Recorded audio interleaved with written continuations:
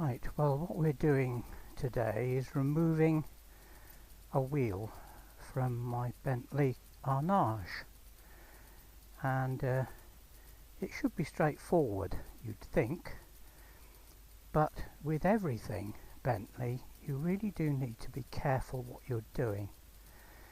So first thing to do is to wedge the front wheel, because in the toolkit you get a set of wedges. So just pull that and turn it round, and there is your front wheel wedge. Well, in this case it's a front wheel, so we pop that in like so. Don't really need to because the car is in gear, but then you get this rather nice jack system with a ratchet on it, really nicely made. So just take a little bit of weight off the wheel. So where do you start? Well, you get this little tool here in the toolkit. And the first thing to do is to remove the Bentley badge in the middle, and there's a little indent there somewhere there. Pull that off, and there's the Bentley badge, which I think looks like an owl. Looks like a little owl to me. So having removed that, you've got two socket cap screws, so they have to be removed, and I always use copper slip on everything I do, so they'll come out easily. There's one.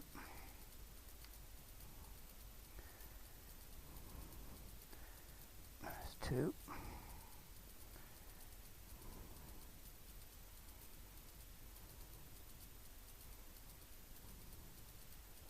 And when you put it together again, you have to be careful to get that gasket in the right spot. There's an indent so it fits in, but typical Bentley, you just have to be careful how you do things. There you are, see, that's now located, so when it goes back on you make sure that that plastic gasket's in good in the right position, and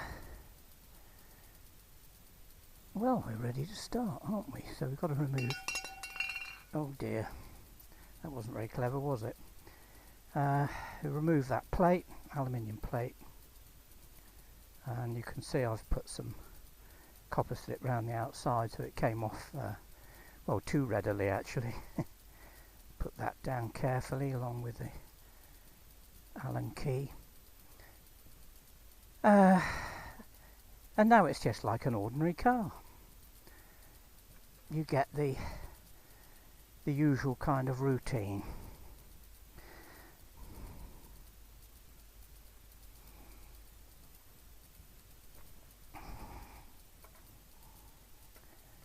I've had all these off, so I probably do put them on tighter than most.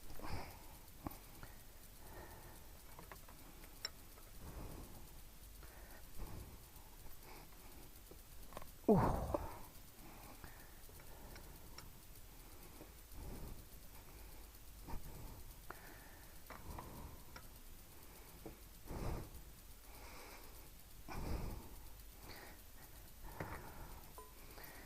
So there you are, they're all loosened rather, so next job is to ratchet up the car.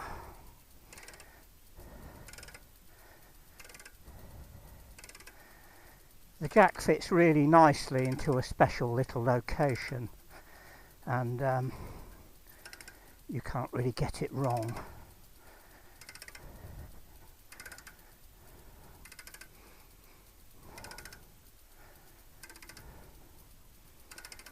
The ratchets are a rather nice little touch. They're sort of getting there.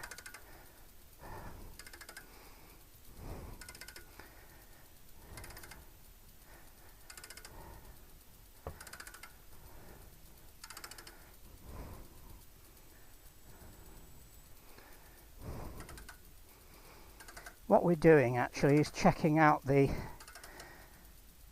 the gaiter on the rear suspension unit, and that's a new gaiter that's recently been developed by a company called Car, who are excellent.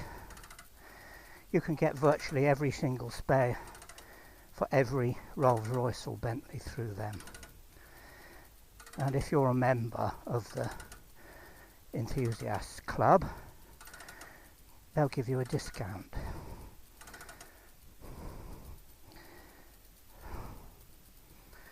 Right,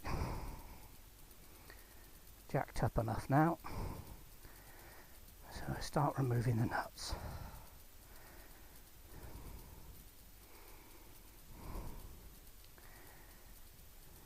Really nice. I mean, it's even counter drilled here, look. Wouldn't normally bother with that with a one of the ordinary cars. It'd just be solid. Now with the Silver Cloud that I had, some of the nuts were left-hand thread, so that as the wheel rotated they wouldn't, even if they were loose, try to come undone. But when I first got the car, it didn't occur to me that they'd be left-hand thread on one side and right-hand thread on the other. And that was an interesting time until I realised that they'd made them left-hand thread on one side so that they wouldn't come undone. Anyway, they've given up on that idea. So there we are, there's all the nuts out, and there we come. A quick look at the tyre, beautiful. That's a Pirelli, which I would replace with another Pirelli when the time comes. Okay, so let's have a look. Well, there's the wishbone and the drive shaft at the back there. As you can see, I've painted everything because that's what I do. I prefer paint. It tends to last less time than understeel, but it's very, very easy to work on. It's not sticky. You put the spanner on and it chips the paint off, and Bob's your uncle. Now then, there's the gaiter. Oh dear, what a state that's in. Now that's only a year old, that gaiter. Let's put a light on it. Just look at that. Awful. Now that came from another company, and it was really difficult to fit. And I'm hoping the one on the other side will be okay, but I'll check that later. But you can't actually buy, or you couldn't buy the gaiters before. You had to buy the whole strut, and these struts are excessively expensive. They're variable. The suspension is variable all the time, and the oil pressure varies to affect the suspension rate. So there we go. I can see that it's broken. In fact, I knew it was broken because I had to look under the car when it was MOT'd. Now that isn't an MOT problem in actual fact, because it's just not listed. But with a unit as expensive as this, you really don't want muck to get inside it. I mean, these are seriously expensive, really expensive. So best to just change this and get on with it. And sadly, this one, which wasn't cheap from another company, hasn't lasted the course. I suspect it's just an aftermarket gaiter from a motorcycle. I mean, I've got motorcycles with gaiters similar to this one, whereas the new one here has been specially developed, and I've got every reason to think that it's going to fit quite nicely. and it's in two pieces. It's got a gaiter at the top to keep the damp out, because there are air holes in the side there, so that as it goes up and down it will expel the air and not blow this out. And then once it's clipped on, you just push this second part back in.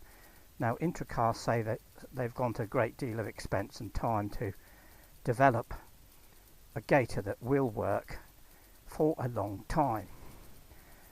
So that'll be the next job. But as far as removing the wheel's concerned, the job's done. All I have to do now is take it all to bits and put it all back together again.